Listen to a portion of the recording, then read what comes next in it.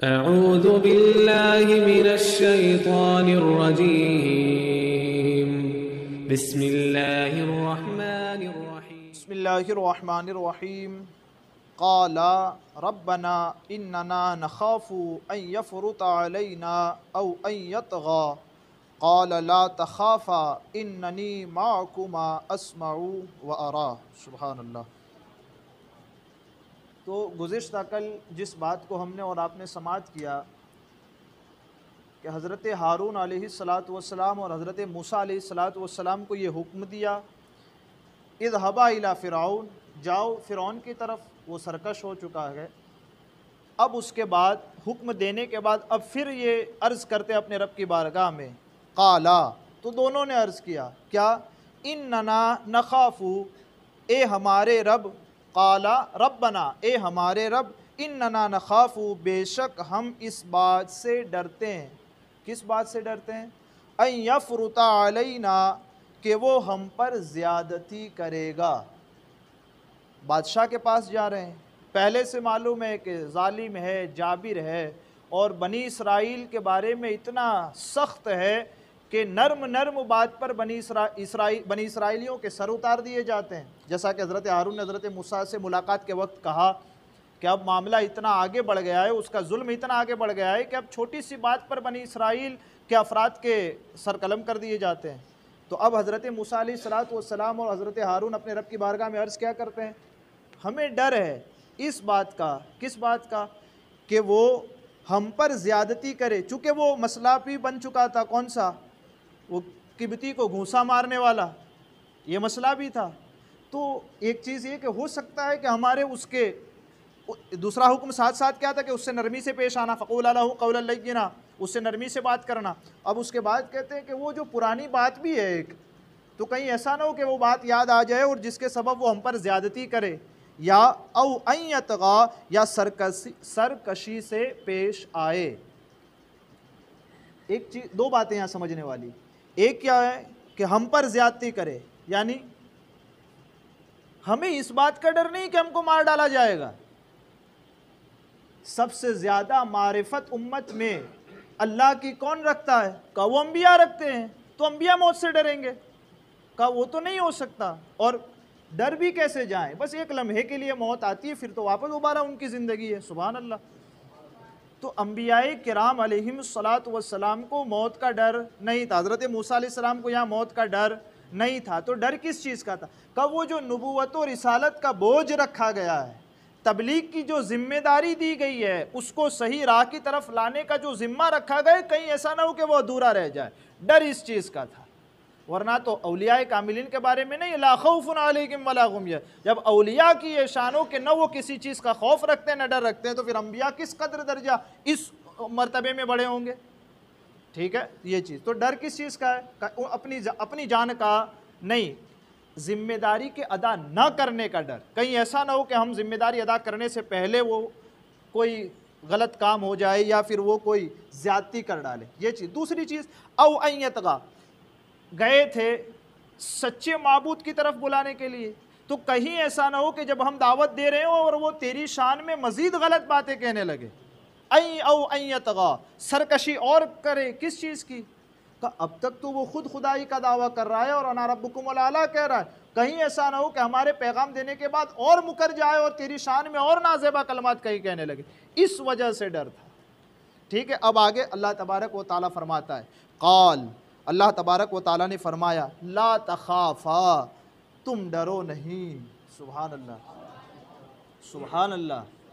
اس سے اندازہ لگا انبیاء کرام کی شان ہے کہ ان کا رب ان کے لیے فرماتا ہے ڈرو نہیں میرے انبیاء، جو ذمہ داری تمہیں سونپی گئی ہے، اننی معکما، میں اس میں تمہارے ساتھ ہوں، میں تمہارے ساتھ ہوں کا کیا معنی ہوگا؟ یا پھر یہ مت سمجھنا کہ اللہ میرے ساتھ ہے، جیسے ہم چل رہے ہیں تو کہا میرے ساتھ ہے، کہا ایسا مت سمجھنا۔ جیسے کچھ لوگ پھر دعاؤں میں کیا کہتے ہیں، اللہ آ جا، کب آئے گا، جلدی آ جا، ہے نا، لوگ ایسی دعائیں کرتے ہیں اب۔ ٹھیک ہے، تو یہاں سمجھئے اس کو، اننی معکما، میں تمہارے ساتھ ہوں۔ اچھا مولانا آپ تو کہتے ہیں اللہ ہمارے ساتھ ہے، کا کیا معنی؟ کہا اس کی مدد ہر وقت تیرے ساتھ ہے، اننی معکما، اس کی نصرت ہر وقت تیرے ساتھ ہے، وہ تیرا بھی محافظ ہے اور میرا بھی محافظ ہے، یہ چیز ہو، اننی معکما، میں تمہاری، ڈرو نہیں۔ इन्ननी माकुमा, मैं तुम्हारी हिफाजत करने वाला हूँ। ठीक है, उसके बाद अस्माउ व अरा, मैं तुम्हारे साथ हूँ, जब तुम बात करोगे तो मैं वो सुन भी रहा हूँ, और जब वो मंजर होगा मैं उसे देख भी रहा हूँ। मैं तुम्हारी बातों को सुन भी रहा हूँ और मैं उसे देख भी रहा हूँ। ठीक है, यहाँ देखिए, इस पूरी सूरत को समझते हुए एक बात जहन में हमारे रहे कि बार बार हम आपको मूसा अलैहिस्सलाम का तस्करा, मतलब हमसे मुराद कुरान मुक़द्दस का जो तस्करा हम सुनते हैं, इससे फिर कहीं ऐसा ना हो कि एक दूसरा पॉइंट ऑफ व्यू हमारे जहन में। असल पॉइंट ऑफ व्यू क्या है? का एक आदमी है जो बराबर गुनाह कर रहा है, एक आदमी है जो बराबर फसाद कर रहा है, गुनाह कर रहा है, तो दूसरे आदमियों की जिम्मेदारी क्या हो रही है? का उसके गुनाह पे रोको, तंबीह करो, उसे बचाने की कोशिश करो। ये कहीं ऐसा ना हो जो आज कहते हैं ना,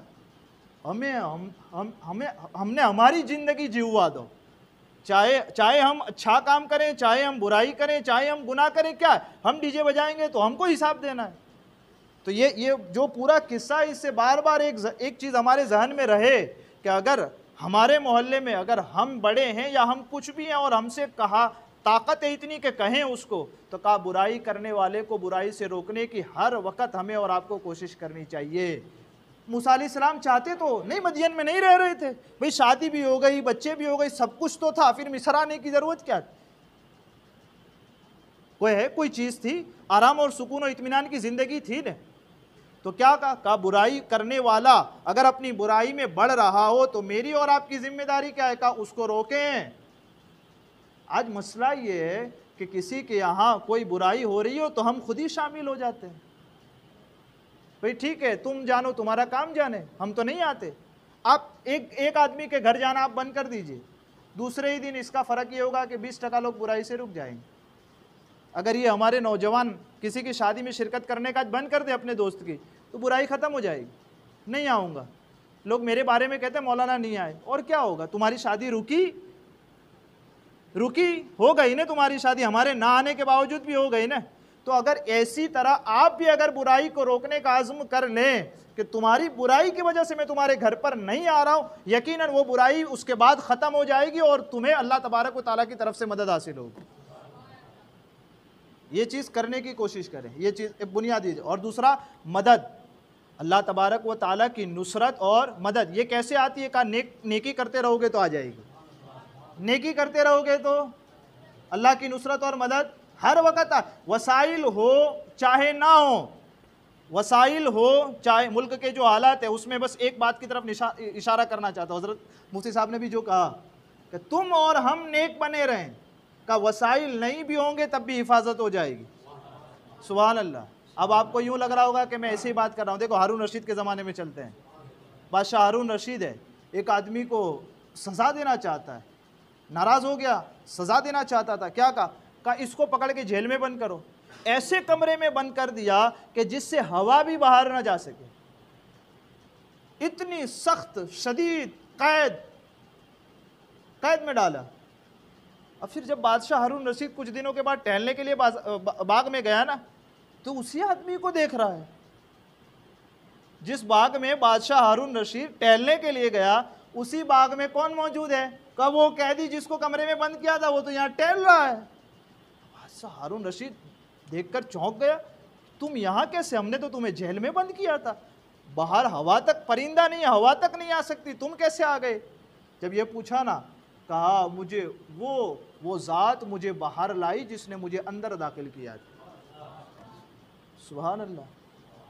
वो ज़ात मुझे बाहर ले आई जिसने मुझे अंदर दाखिल किया था। फिर पूछता है, अच्छा तुझे किसने अंदर दाखिल किया था? कहा जिस ज़ात ने मुझे अंदर दाखिल किया था, फिर उसी ज़ात ने बाहर भी कर दिया मुझे। अब हैरान, रो पड़ा बादशाह हारून रशीद, कदमों में गिरा और कहता है अपने दूसरे खादिमों से, घोड़ा लाओ और इसे बाज़ार में घुमाओ और लोगों को बताओ, इसको मैं जलील करना चाहता था।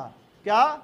इसको मैं जलील करना चाहता था, मैं जलील न कर सका। मेरा रब इज्जत देना चाहता था, मैंने कैद किया, उसके बावजूद मेरे रब ने इसको इज्जत दे दी। समझे? अगर नेक रहोगे, वसाइल नहीं भी होंगे तो मदद हो जाएगी। हवा नहीं भी आएगी तब भी वो हवाएं तुम्हें उड़ा करके बाहर कर देगी। हिफाजत یہ مدد اور یہ نصرت کیسے آئے گی؟ کہا نیک کام سے آئے گی۔ کہا کرنا کیا ہے؟ کہا برائی جب بھی دیکھیں تو حضرت موسیٰ اور حضرت ہارون کے مشن کو ہمارے سامنے رکھتے ہوئے اس کو روکنے کی کوشش کرنی چاہیے۔ میرے کہنے اور آپ کے سننے میں عمدن سہون کوئی خطا ہوئی ہو، اللہ عز و جل اپنے حبیب کے صدقے اسے معاف فرمائے۔ استغفر اللہ ربی من کل ذنب واتوب